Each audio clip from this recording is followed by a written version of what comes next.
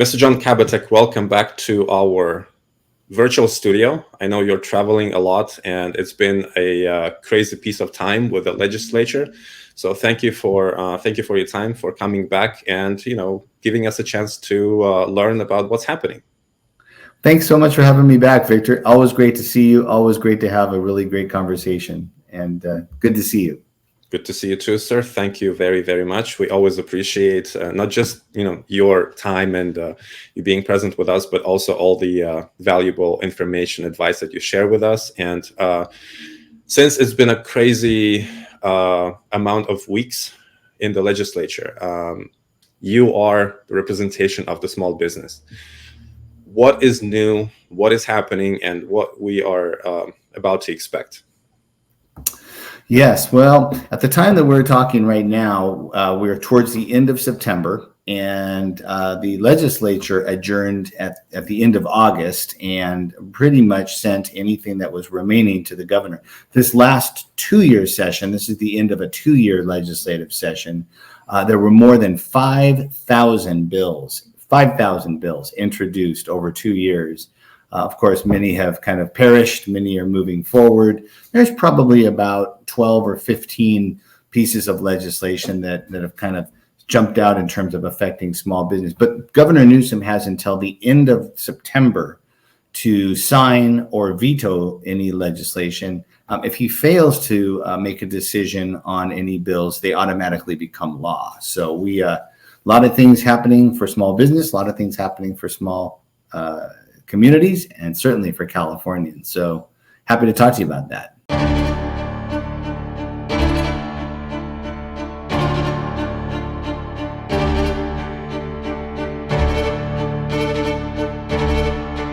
We both know, and you probably are the most acknowledged person about the life of small businesses in California, and not only, because you also travel a lot to other states, and being an executive at NFIB is definitely a huge responsibility and probably a lot of stress.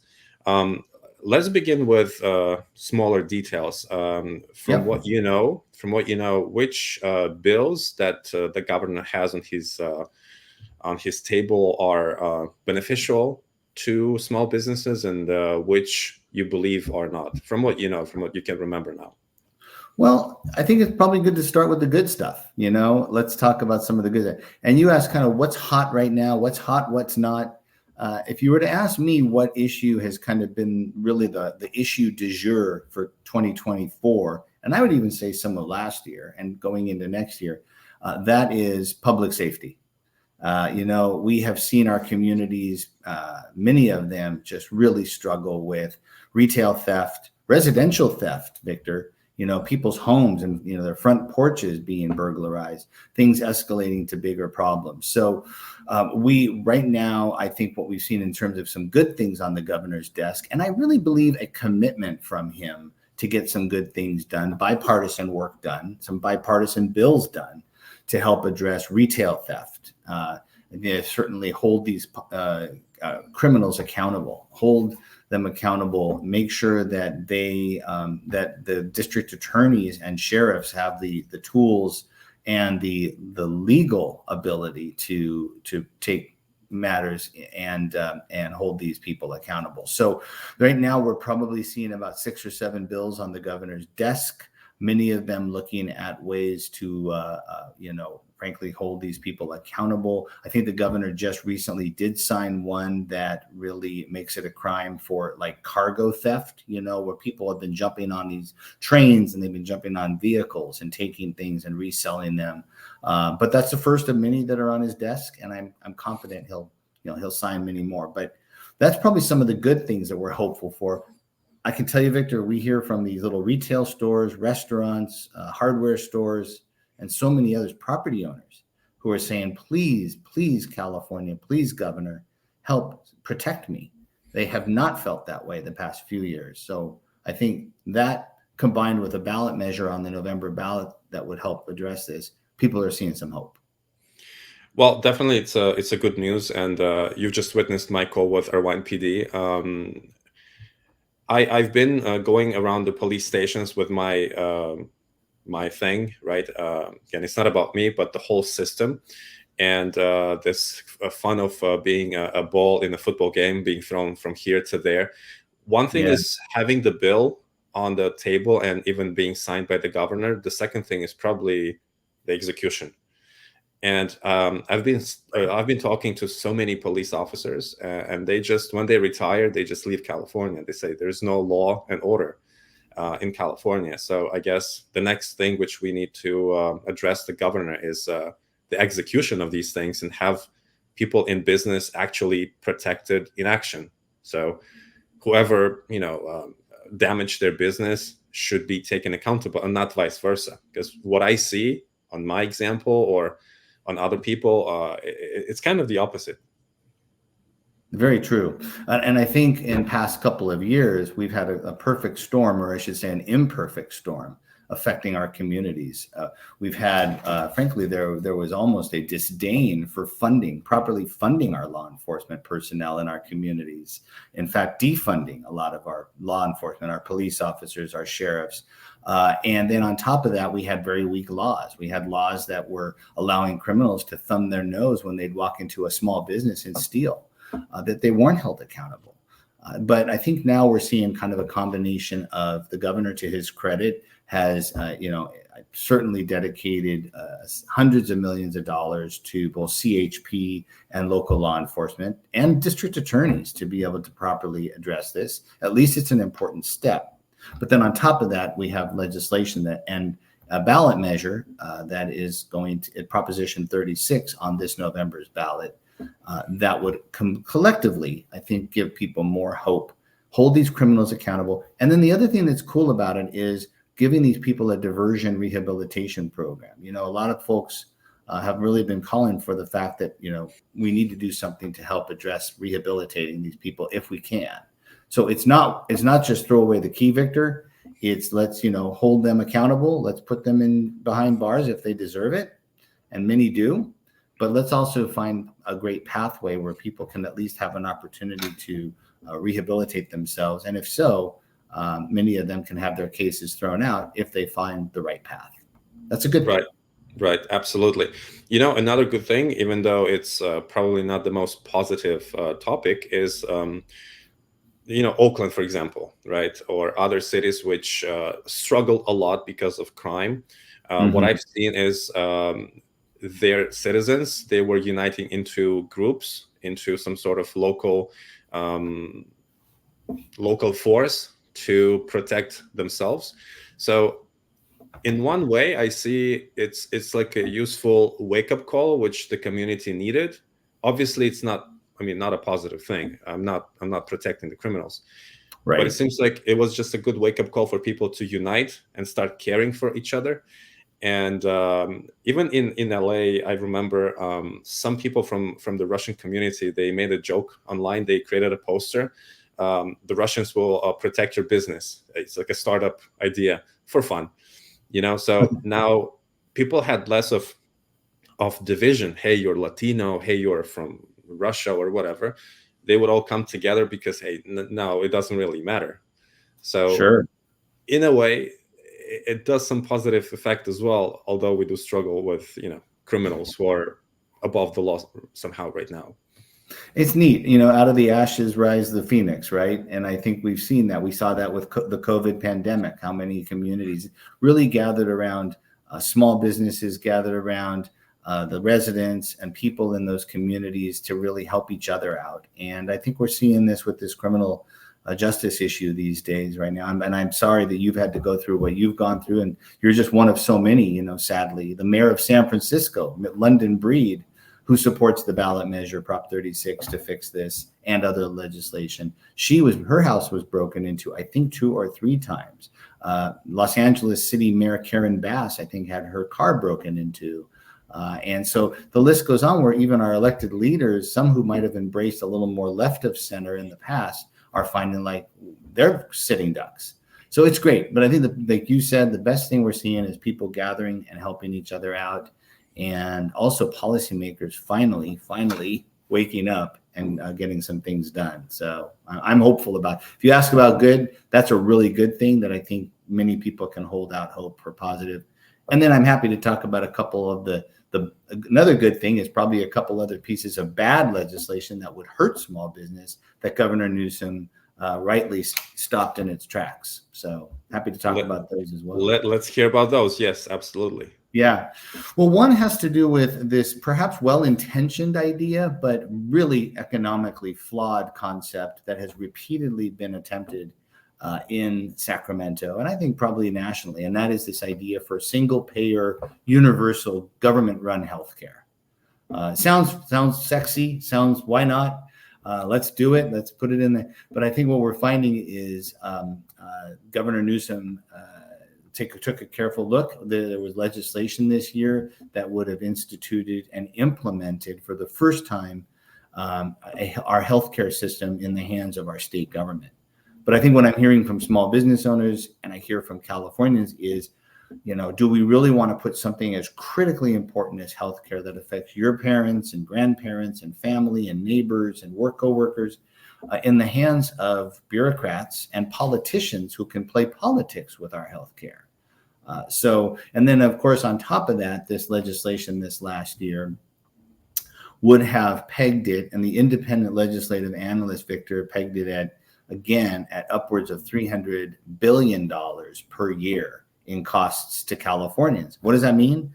That's on the backs of small businesses in terms of higher payroll taxes, higher taxes for you and me.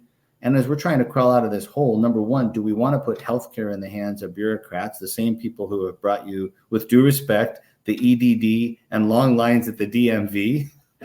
But really, on top of that, do we really have the economic ability to afford paying down a $300 billion price tag? And I think Governor Newsom, other legislators, and frankly, the voices of people speaking out said, no, this is not a good time. Maybe a righteous idea, righteous concept, but terrible economics. So fortunately, that's another good news. The good news is the governor vetoed a very bad news piece of legislation with universal health care. Right. Okay. Well, that sounds promising.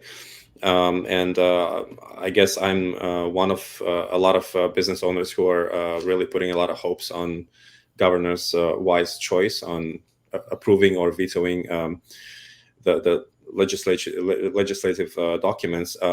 Which other positive for small businesses documents you foresee governor signing, or maybe negative, not signing? Yeah. Well, I think right now I will also say there's one bill that the governor did veto that was a similar bill last year that is recently just, he vetoed, that would have extended unemployment insurance benefits to striking workers. And this was introduced in a similar fashion last year, almost exact language.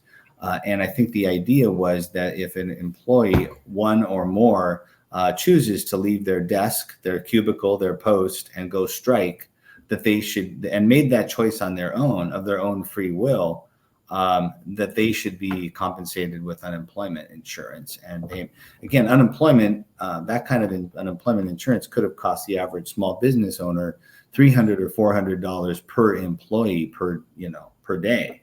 Or per month. So per month. So, but still, that adds up, Victor. And our state already owes the federal government in the tens of billions of dollars in unemployment and an unpaid unemployment insurance price tag. So we already owe the feds billions of dollars in a federal price tag. This would have just driven it up, but it would have also forced small business owners to pay that price tag down. And I think the governor rightly realized, we're already deep in a sea of unemployment red. We don't need to make that a deeper crevice. So we were pleased to see, again, another bad news bill vetoed by the governor. So I think that is something that we're pleased about. Just would have been the price tag for Main Street owners. Yeah, absolutely. And also for the consumers, because it drives up the inflation. I think this negative impact on the workforce since COVID, when people just got used to getting free money and doing nothing, just drove our economy and our inflation to a pretty crazy level. Yeah. And I've seen this the news about this bill, and the governor not supporting it, thank God, in the Yeah. news. And I recalled right away strikes in Hollywood, and how Mhm. quite a few fellow actors, they were giving their opinion.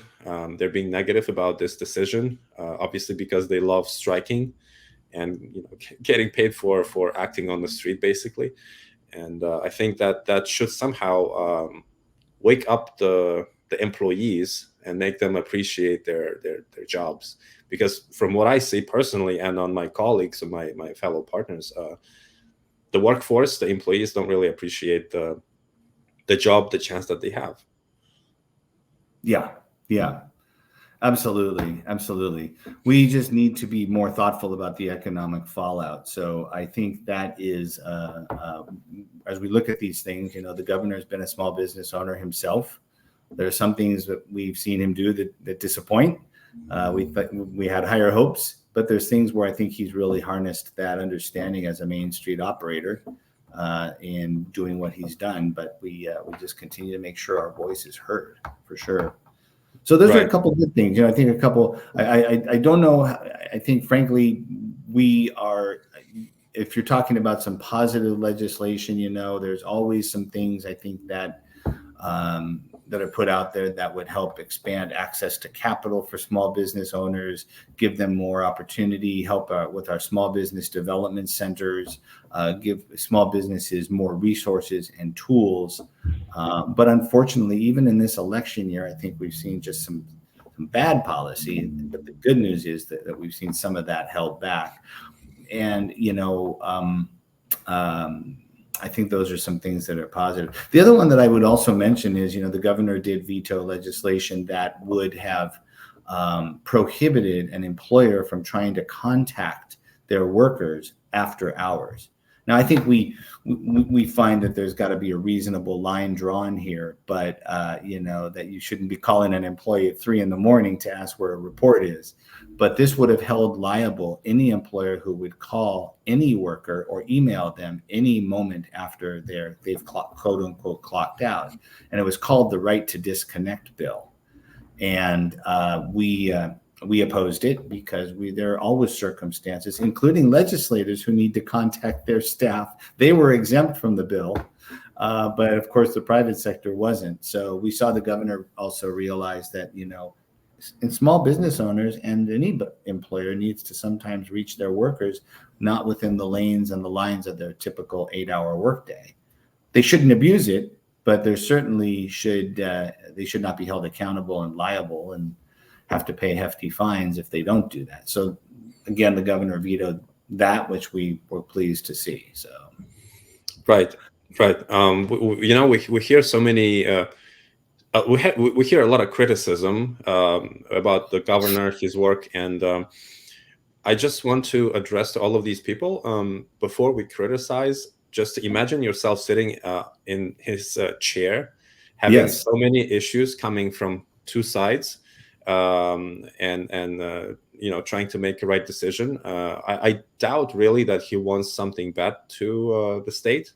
I don't see a reason, seeing him and his eyes. He's very well spoken. I believe he's extremely well educated. He knows what he's doing.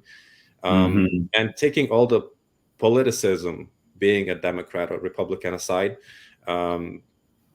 before we criticize, I guess we just need to imagine how many things he has to deal with such a huge state, the biggest state, the biggest economy.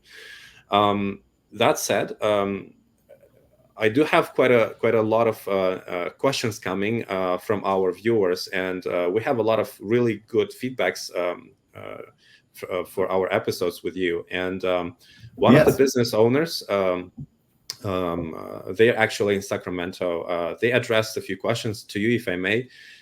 They were asking your advice on how, for a small business, right, how to approach and what is the best way to get investment into small business right now? Maybe angel investors or any other types of investment? That's a really good question. Well, I think there are some angel investors out there that really, people can tap into, find out how to be involved with small businesses. I think that one area where people can really take a good look at being engaging in that, actually the state treasurer, Fiona Ma, has a really exceptional website, not only on not only on resources that can help a small business crawl out of the hole they've been in terms of what they need to even still bounce back from the pandemic. But I know that website, that she offers a whole multitude of opportunities of ways for people to invest. There's also something that is called the State iBank, the infrastructure bank, that actually helps direct people how to invest in businesses and how to invest in businesses that want to help fix our infrastructure. But that to me is a really cool way for people to get involved. If people are looking for ways to take their money and engage with small business owners, I think, they certainly can come to our organization, the NFIB, National Federation of Independent Business. Let us know which kind of businesses you're looking to support. We can help you identify maybe some investors, but also some small business owners directly, and some small business groups that you could be at restaurants, hospitality, retail. But there's angel investors out there, and there are ones that actually cater to particular communities, be it the Russian community. I did a podcast not too long ago with a gentleman in Sacramento who specifically dedicates investment opportunities for African American small business entrepreneurs. Fascinating what he's been able to do. He's worked over the past with, major investors in Silicon Valley, which I know is where you're at today. But also the artist Prince, he worked with Prince years ago on business stuff. But we have some good people like that who can actually help dedicate, but check in with NFIB, check with us and NFIB.com, or give me a call, and we can help navigate people to help invest, find the right place where they want to put their money, be it a market, a community, a geography, or just a specific interest. Absolutely. Since you've mentioned NFIB, it's a great interest of mine personally. I think it's a brilliant organization, and we definitely should promote it more and have more and more people coming in and joining, because only as a community we can, survive at the point. During these weeks of the craziness in the legislature, what was NFIB busy with? What is going on now? Maybe you could share with us some news about NFIB currently. Yeah. Well, like I said, I know we've talked about a couple of the pieces of legislation that we've been actively involved in.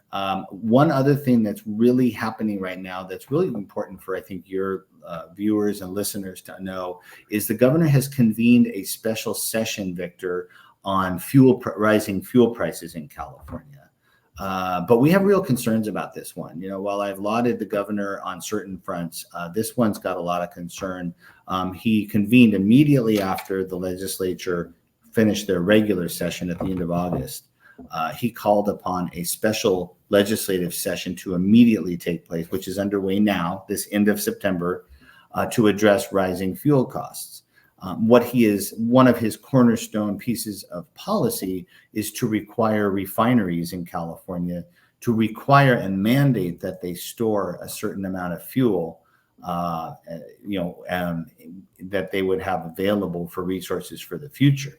But what again, I don't think he's understanding the economics of that is you're requiring a lot of these refineries to store that fuel and not to readily make it available for you and me, the consumer, and for small businesses. That is unintentionally, and even Democrats have cited, unintentionally going to raise fuel prices even higher. So again, well-intentioned, but one of the cornerstone things that the governor and the legislature is looking at, and that you asked, what is NFIB involved in? We're very, very deeply involved with other small business groups, Hispanic Chamber, the Black Chamber, Cal Asian Chamber, and just local groups saying, please, this is not the right approach. And there are a lot of factors that go into rising fuel costs. But I think pointing the finger at the petroleum industry is kind of short-sighted. And to force these industries to put this in reserve and raise prices for you and me at the pump is also something that was not, I think, what anybody intended. But that's, we're hearing from even economists on the left and the right, is exactly what's going to happen. So that's a big focus for us right now. We're calling upon people to urge the governor to think about small businesses and families and make the best decisions, and don't take us back down the road of higher costs. Right, absolutely. Since you've mentioned the fuel, it just brought me back to driving back and forth, across California, and I could see quite frequently signs about water. Farmers need water, everyone else. Have you seen any bills regarding supplies of water to any of the businesses, farming, etc.? Yeah, we've been part of a California Water Coalition that has been looking at that whole issue. I know there have been a series of bills that have been very focused on water rules, and I think President Trump has even mentioned that he would threaten to hold disaster money if California pushes back on water rules. It's a very political issue, right? Both at the state and federal level. There have been some bills that I think we're looking at right now. But we've been deeply involved in, what can we do to create more water storage for farmers, availability for farmers, and do it responsibly. So we're part of a larger water coalition. Maybe what I can do is come back. I'd love to come back and have maybe a further discussion about just the water and agricultural issues. There's so many issues that hit them on so many levels, but that is such a focal point for us. We need to be focused and we need to be engaged. Absolutely. Well, that's a great thing that you offered that, because myself and my team, we actually came up with a technical solution on getting clean water, but we'll discuss that in our next episode, or in private, having a cup of coffee. You've mentioned presidential decisions, and also, from the state legislature, we have also federal elections are coming. I think me and a lot of our fellow Americans, we were trying to figure out, emotions aside, politics aside, what are the two candidates offering in terms of business for small and medium businesses. From your experience as a professional politician and also expert in the business, where we can get information on their programs for businesses, their programs for any other issues that they plan to or they promise to fix. Yeah. Well, I would say this again, to be clear, NFIB, my NFIB hat on, we do not, have not in recent years taken a position on the presidential candidate endorsements or positions. So right. I'm kind of coming at it from John Kabateck and maybe my Kabateck Strategies hat. But I would advise your listeners to certainly, I think that there are some areas where I would say, I think that both candidates candidly could be doing a better job of sharing their positions in general. I think Californians and Americans are just tired of the rhetoric and the politics of just verbiage. They want to hear where they're at on not just economics, but education, healthcare, roads, seniors. And I don't think we hear that. And I don't think it's just the two of them between Trump and Harris. I think many of these politicians get caught in throwing bombs and not really verbal bombs, of course, and not really talking about what's important. So, but going online, I think there are certainly, another great source here in California, not just for candidates at the presidential level, but state level and issues, is the Cal Matters website. And I think it's calmatters.org. It's a publication online, but they do a lot of great research on where candidates stand, There is the California Target Book here that helps not just, again, on the federal level, but also certainly candidates and issues here in the state. So I think those types of things like the California Target Book, Cal Matters, are just great resources. And then, I think just going to the magic of just going online and checking on their websites, checking on what they're saying and tuning in, just being more dialed into them. I tend to believe, you have a very good objective outlet here, which is so great because you listen to people of all sides. I think C-SPAN is one of those unvarnished, unbiased entities that, my neighbor across the street, who's the head of the State Restaurant Association, that's all he listens to. He has the podcast, he throws it on, he gets in his car, he's got his earbuds, because I think he's tired of hearing the rhetoric that's shaped by many outlets. And I think that's another area your viewers would at least be able to hear more unvarnished, unbiased feedback, just the raw information from these candidates and others. Yes, absolutely. I think that's what we all need. Everybody's pretty tired of the emotional filling of the whole campaign, and not just emotional, but it's pretty negative. It's it's a competition of who is more negative about each other, and it's unhealthy for the communities, for the individuals, for the country in general. We have somebody had joked with me that they actually have in their mail slot, when the mailman comes around election time, they have the mail slot, they have put a garbage can right underneath the mail slot, so when the mail comes in, it's all the political mailers, it just goes straight into the garbage.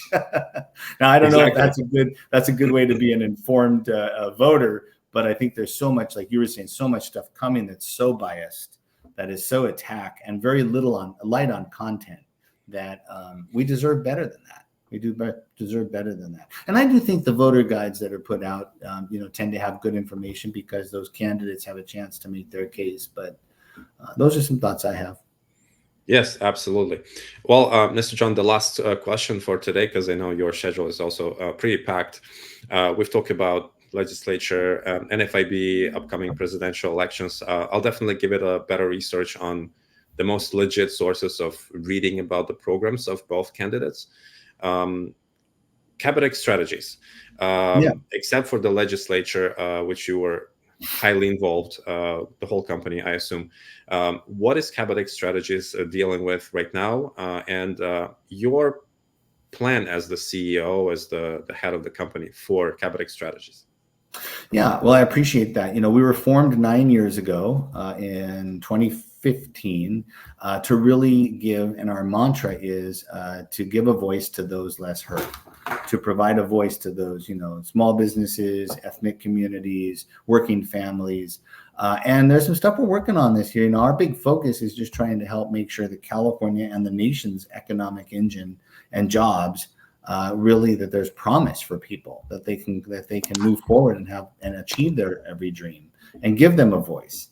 A couple things we're working on this year. We're certainly engaged in some ballot measures that voters could look at. We're certainly involved in the as we were talking about retail theft. There's a yes on Prop 36 that would actually help fix the retail theft problem. It would classify fentanyl as a hard drug.